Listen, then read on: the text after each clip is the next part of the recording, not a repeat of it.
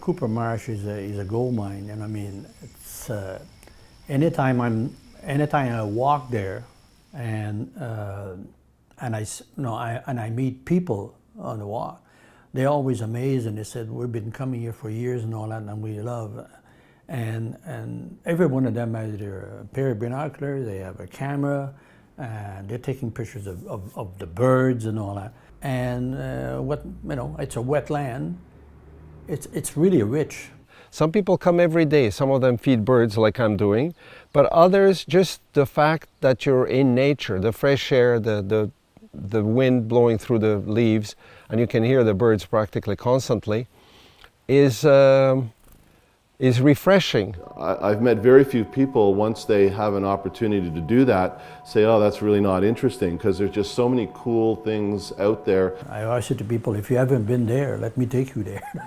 We farmed at the early part of our life, and land that wasn't producing, we planted trees. When we were developing Tree Haven, Bill started thinking, well, it could all be developed someday.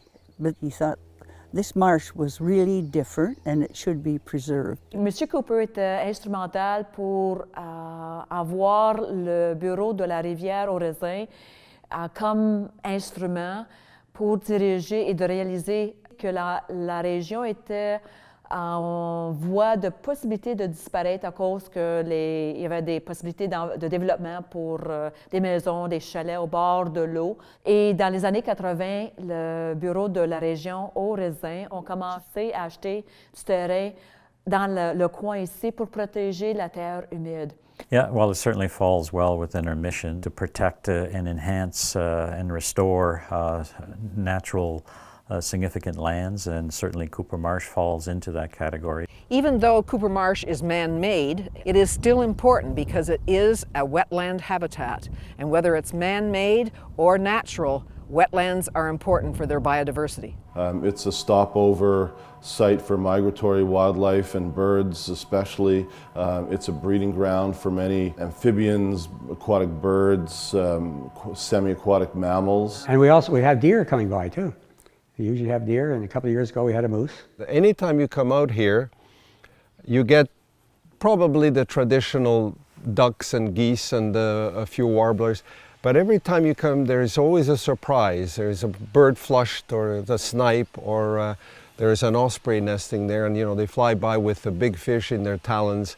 And so it is, as a matter of fact, it is a prime birding location for the whole of Ontario. And I know how much it's loved by people, not only locally, but from far and wide. They just love the marsh because it's very different to anything else that they've experienced. They love the boardwalks, being able to walk through the marsh.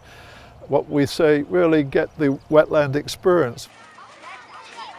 We do education programs from kindergarten right up to seniors groups and everything in between, including special needs children. Vivre l'expression dans un visage d'un jeune élève qui, pour lui, c'est la première fois qu'il tient une tortue dans ses mains, ou peut-être qu'il a pêché des petits poissons, des ménés, mais aussi des sangsues.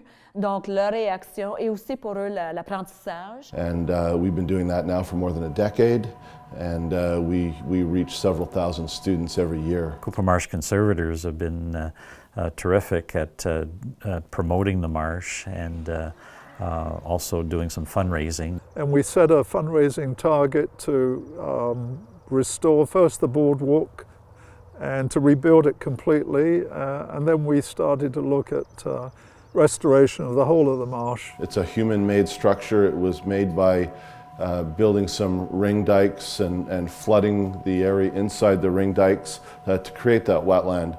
And so unlike a natural wetland, over time it's going to fill in with vegetation. It was very important to bring back a lot of areas of open water so we could encourage the increase in breeding species, particularly ducks and wetland birds.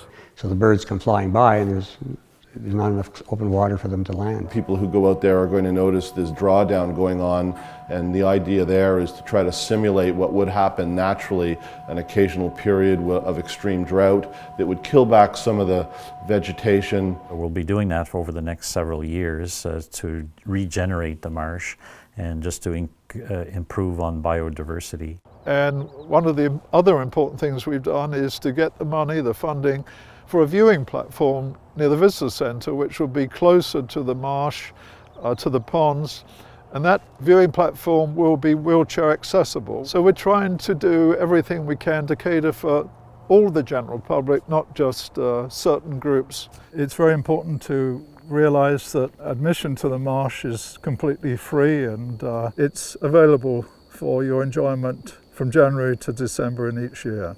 So the role of the conservators now following the restoration program is to build for the future and ensure that all that we've created can be maintained in perfect condition.